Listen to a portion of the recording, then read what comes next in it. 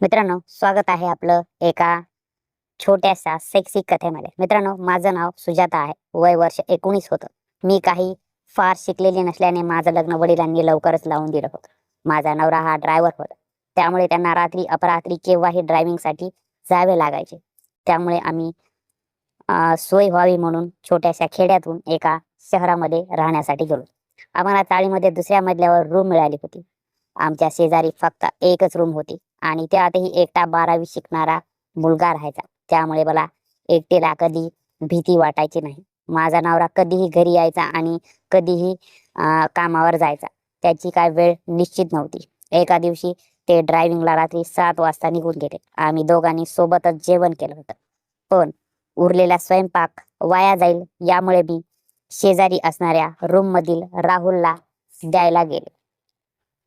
तो कानात हेडफोन टाकून झवाझवी पाहत होता. मी त्याला म्हणाले, "राहुल, जेवण झालं?" तो म्हणाला, "नाही वहिनी." मग मी म्हणाले, "स्वयंपाक उरला होता, हे खाऊन घे." तोही खुश झाला, कारण आज मेसवालीने त्याला सुट्टी दिली होती हे मला आधीच माहीत होतं. तो लगेच जेवायला बसला. मी त्याला घरी आई पप्पांना फोन करण्यासाठी मोबाईल मागितला. त्याने तो लगेच दिलाही.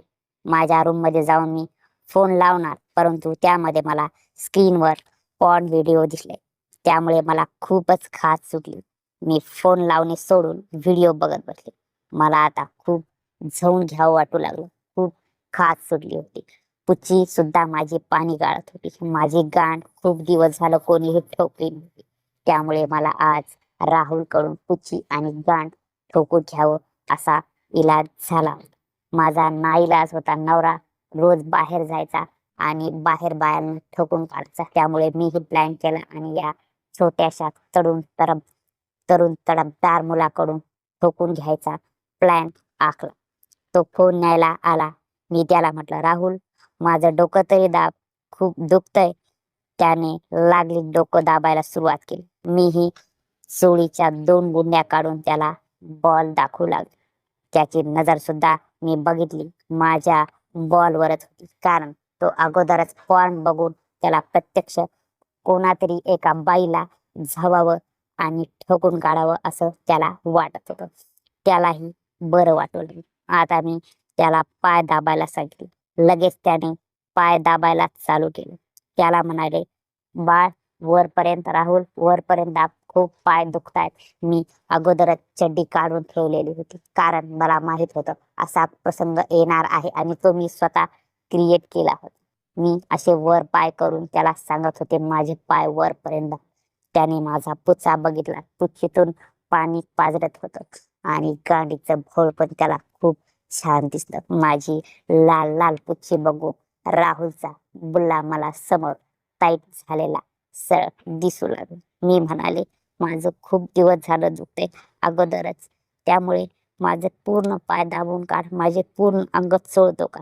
तो म्हणाला, "वहिनी, मी तुमचं पूर्ण अंग काय, पूर्ण अंग चोळून आणि झवून सुद्धा टाकतो." त्याला आता माझी पूर्ण सेक्सी नजर आणि सेक्सी वर्तन कळलं होतं.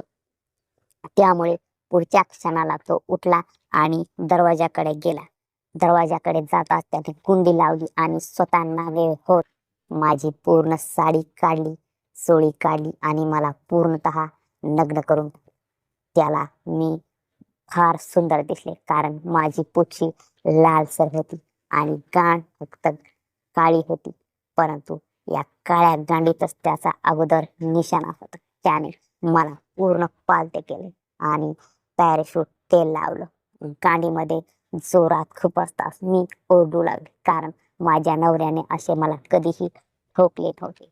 आणि तो चटाचटा झवायचा भी आणि चटा माझी कुत्र्यावानी पुच्ची सुद्धा चाटायचा. त्याने परत मला उताने केले आणि माझी पुच्छीमध्ये बोट घालत त्याने चटा माझी पुच्छी सुद्धा चाटायला लागला. बुल्ला घेऊन माझ्या तोंडात एकदा मुसळायचा आणि परत एकदा पुच्छीत घालायचा आणि हा एवढे जोरात चोकायचा की मला खूप पाणी पाणी व्हायचं माझं शरीर. माझं पूर्ण शरीर त्यानं पिळवटून टाकलं आणि त्याने वेगवेगळ्या पोझिशनमध्ये मला तेल लावत लावत जाऊन काढलं. पूर्ण शरीराला माझ्या तेल तर लावलंच, परंतु त्याने शेवटी झवत पूर्ण बिंदाच्या पिचकाऱ्या माझ्या अंगावर मारल्या.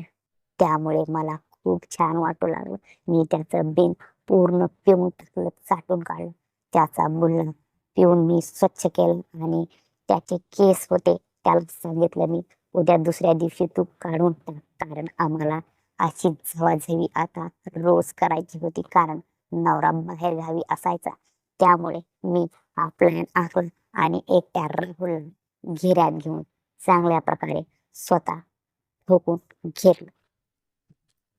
मित्रांनो, ही आजची छोटी कथा अशा प्रकारे होती. ही कथा तुम्हाला कशी वाटली हे मला कॉमेंट्स बॉक्समध्ये नक्की कळवा आणि अशाच झवाझवीच्या कथा ऐकण्यासाठी माझ्या चॅनलला सबस्क्राईब नक्कीच करा. धन्यवाद.